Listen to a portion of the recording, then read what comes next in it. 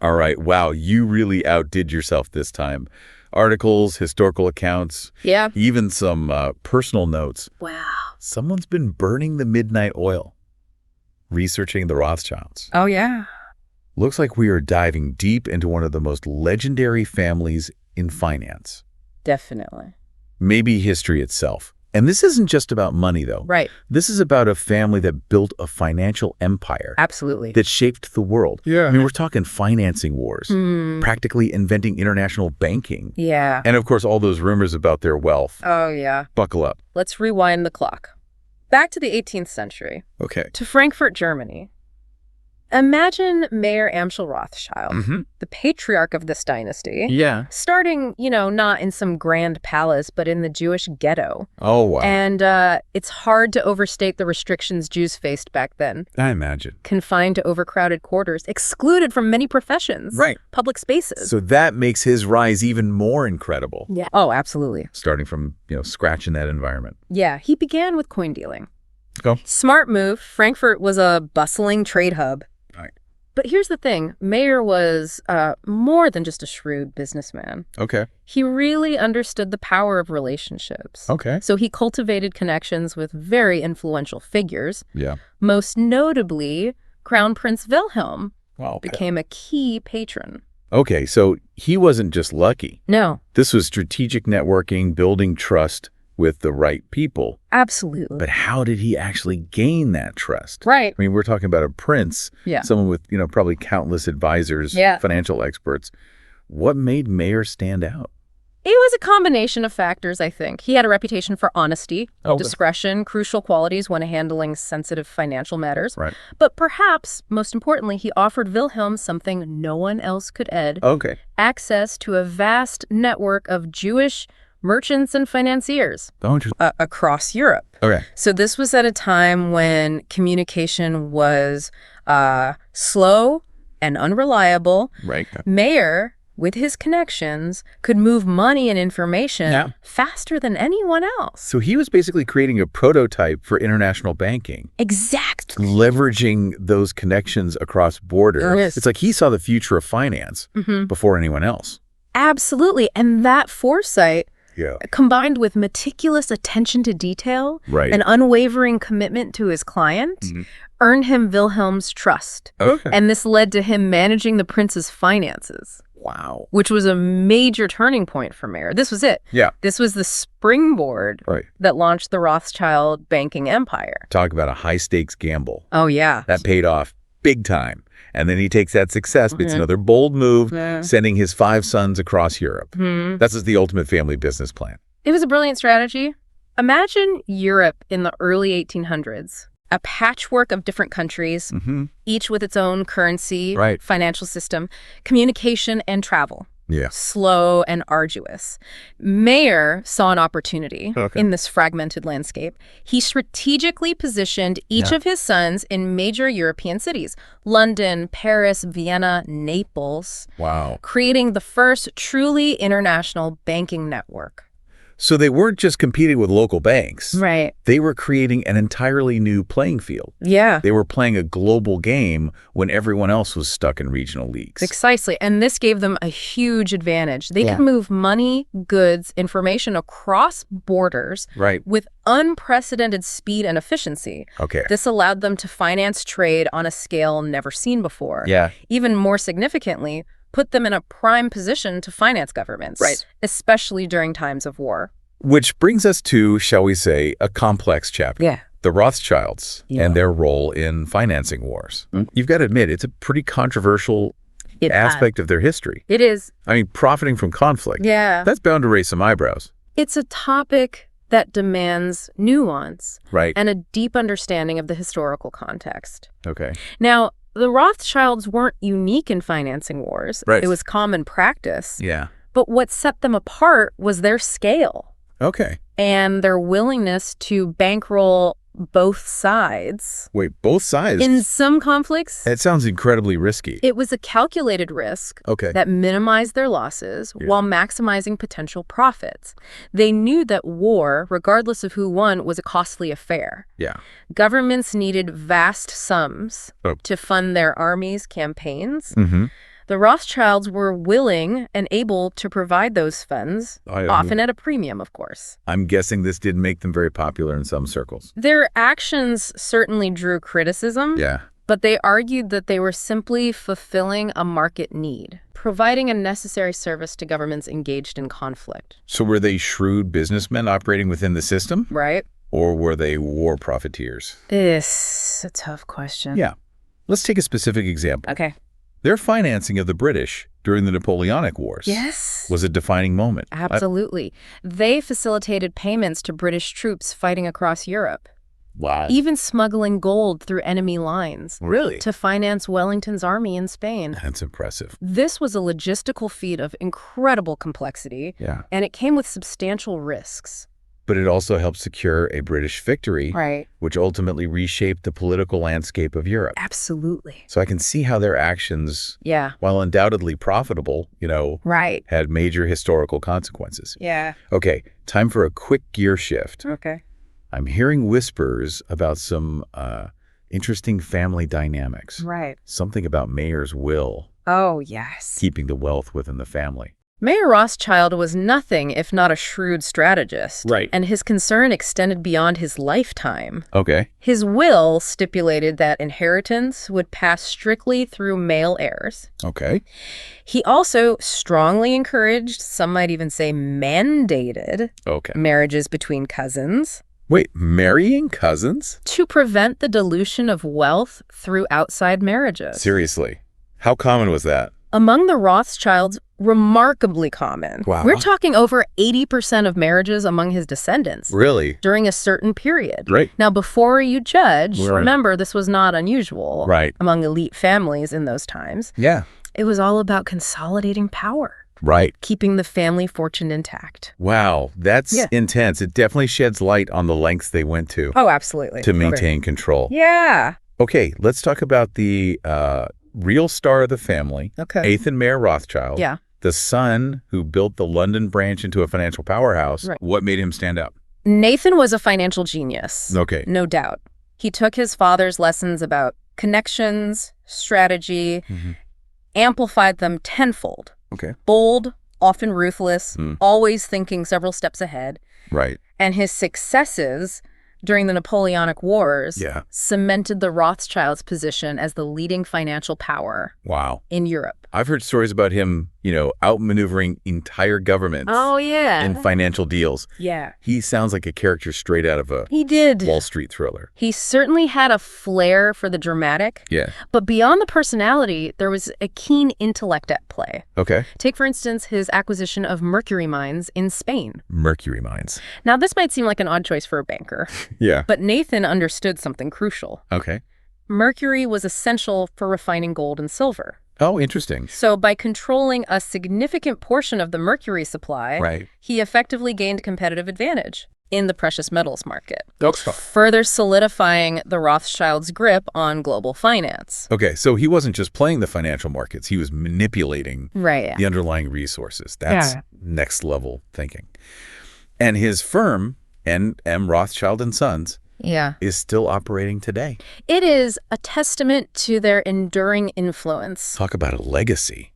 But their story isn't just about amassing wealth. It's also about what they did with it. Yes, they engaged in extensive philanthropy, supporting Jewish communities, funding educational institutions, amassing a world-renowned art collection. It sounds like their philanthropic efforts evolved over time. They did. Let's dig into that a bit more, shall we? Yeah, let's do it. Okay. All right. You're right, it did. Early on, their focus was primarily on supporting Jewish communities, especially in London, where Nathan spearheaded the establishment of synagogues, schools, hospitals. Later generations broadened their philanthropic scope to encompass a wider range of causes, from housing projects for the poor to substantial donations to art museums, scientific research institutions.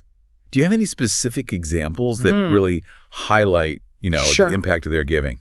Take the Jews Free School in London. Okay. It received significant support from the Rothschilds. Right. And played a pivotal role in educating generations of Jewish children. Mm-hmm. Their contributions to education extended far beyond London. Mm-hmm. They funded schools, universities in Austria, France, even Israel.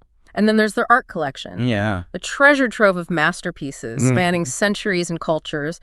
They donated thousands of pieces to public institutions, ensuring that these works could be enjoyed by all. It sounds like they were really committed to using their wealth to make a difference. Yeah. But their story isn't without its challenges, right? I mean, we've talked about the controversy surrounding their war financing. Right. But I'm guessing there were other hurdles they had to overcome. No family, no matter how wealthy or powerful, is immune to internal conflicts and external pressures. Yeah. The Rothschilds faced their fair share of family feuds, rivalries that sometimes threatened to fracture their unity. Right. And they weren't immune to the political and economic upheavals that swept across Europe in the 19th and 20th centuries. What kind of events are we talking about? Well, for example, the rise of anti-Semitism posed a significant threat. Yeah. Despite their wealth and influence. Right. The Rothschilds were still targets of prejudice and discrimination. Right. And during World War II, the Nazi regime seized assets from the Austrian branch of the family. Really? Including their prized art collection. Wow. Millions of dollars worth of valuables were confiscated. That's awful. A stark reminder that even the most powerful dynasties are vulnerable to the forces of history. It's a sobering reminder that fortunes can shift. Yeah. Empires can crumble. Absolutely. It makes you wonder if those experiences, the challenges they faced, shaped their worldview, their philanthropic choices, their approach to business. It's an interesting thought. Yeah. Perhaps those hardships, the constant awareness of their vulnerability, despite their wealth, fueled a desire to give back. Right. To create a more just and equitable world. Okay. Or perhaps it reinforced their determination to maintain control. Right. To protect their family and their fortune at all costs. Yeah. It's hard to say for sure. Right. But it certainly adds another layer of complexity to their story. Speaking of complexity, we can't ignore the elephant in the room, can we? Those juicy conspiracy theories. That have surrounded the Rothschilds. Yeah. For centuries. Centuries. Any truth to them. Well, let's tread carefully here. It's important to approach this topic with a critical eye. Right. Many of the conspiracy theories circulating about the Rothschilds rooted in anti-Semitism and lack any credible evidence. Okay. They often portray the family as puppet masters. Right. Controlling world events. Yeah. Manipulating governments and hoarding unimaginable wealth. I've seen some wild stuff online, secret societies. Right. Claims that they're the masterminds behind, every major global conflict. Yeah. It's like something out of a spy thriller. It's easy to get caught up in the intrigue. Right. But it's crucial to distinguish between legitimate historical analysis and baseless speculation. Right. While the Rothschilds undoubtedly wielded immense financial power and influence, attributing every global event to their machinations is simply not supported by facts. Okay, so let's talk about their actual wealth. Right. Is it even possible to estimate how much they're worth? Right. I mean, there were rumors that they're trillionaires. Yeah. Controlling a vast secret financial empire. Those rumors are largely unfounded. Okay. Estimating their true wealth is incredibly difficult. Yeah. Because their holdings are complex, often private, spread across numerous branches and descendants. Some estimates place their fortune in the billions, others in the trillions. Right. The truth is, no one outside the family knows for sure. So there's a reason those rumors persist. Right. The mystery surrounding their wealth only fuels the conspiracy theories. That air of secrecy, the lack of transparency, makes it easier to imagine hidden agendas and vast unseen fortunes. Right. Enough with the conspiracies. Let's get back to the facts. Right. We know they were banking giants. They were? But did they diversify their investments beyond finance? Oh, absolutely. Did they venture into other industries? They were shrewd investors who recognized the importance of diversification. They poured capital into mining, energy, real estate, Okay. Even winemaking. Winemaking. Yes. That's a far cry from financing wars. It is. And manipulating mercury markets. It is. What prompted that move? It highlights their entrepreneurial spirit and their willingness to explore diverse opportunities. Right. They saw potential in emerging markets and were always looking for ways to expand their portfolio. Okay. And their wine holdings are nothing to sneeze at. Right. They own some of the most prestigious vineyards in the world.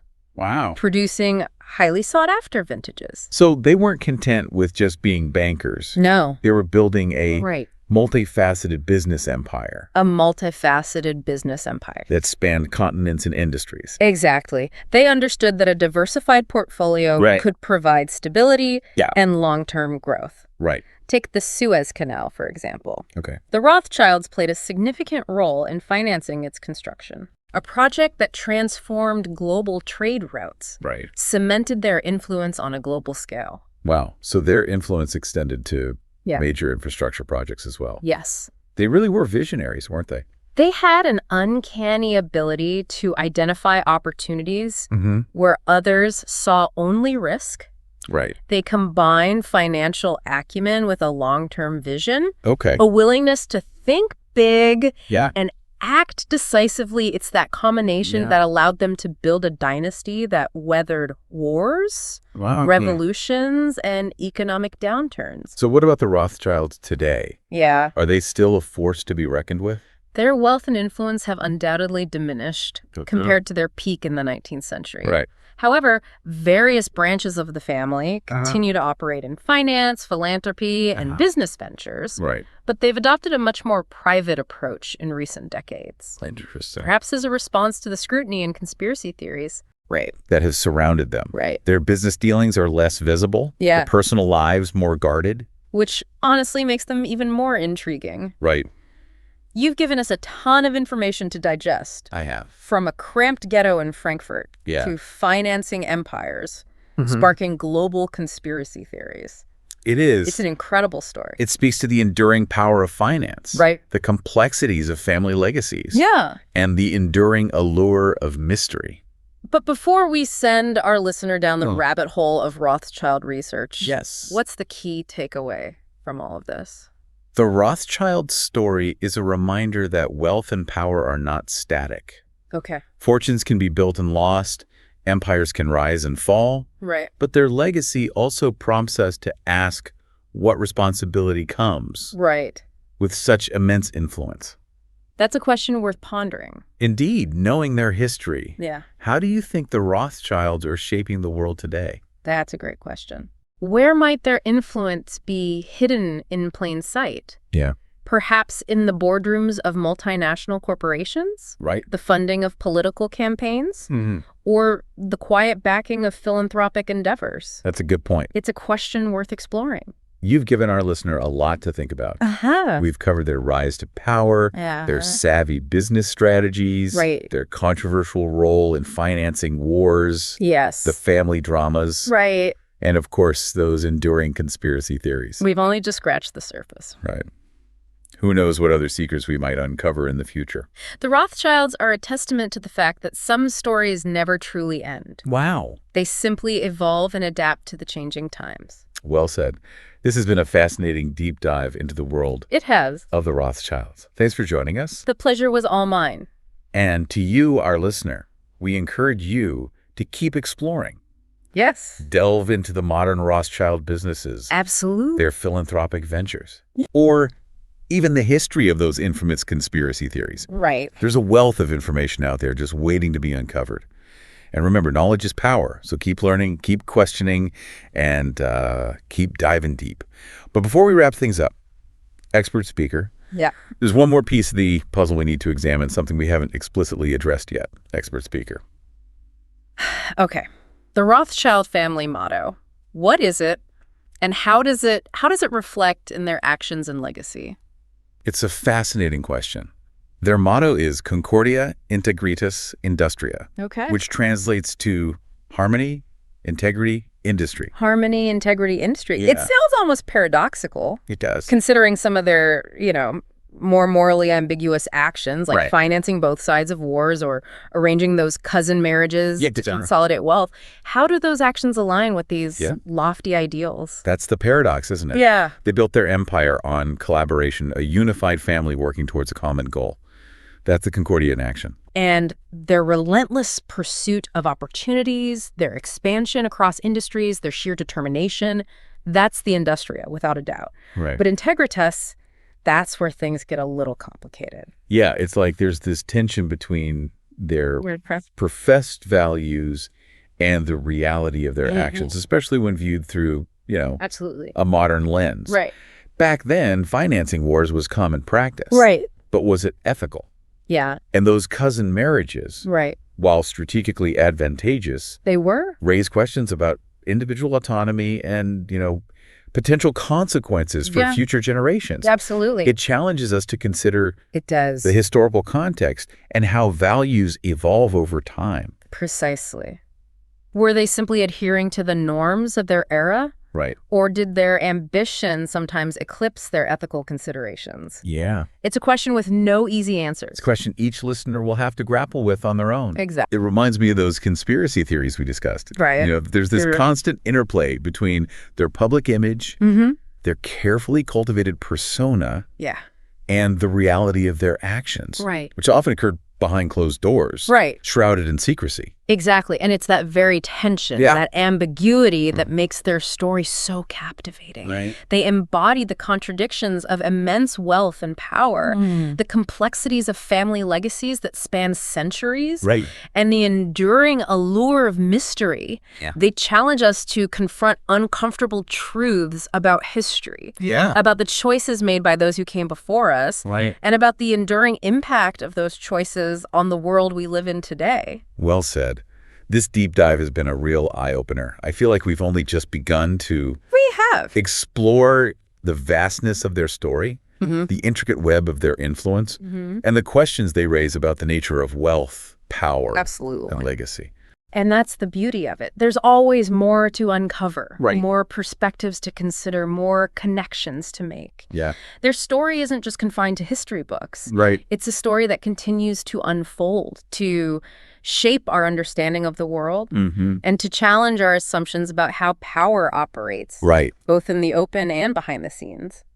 So to our listener, yeah. if you're feeling inspired to mm-hmm. delve deeper into the world of the Rothschilds, yeah. we encourage you to check out the show notes. Absolutely. For some, excellent starting points. We've included links to articles, historical accounts, mm-hmm. even information on the modern Rothschild businesses yes. and philanthropic ventures. And remember, this is just the beginning of your exploration. That's right. The Rothschild story is a tapestry woven from countless threads. Mm-hmm. Follow those threads. Yeah. See where they lead you, and perhaps you'll uncover insights that challenge your perceptions and deepen your understanding of the forces that have shaped our world. Happy digging. And until next time, keep diving deep.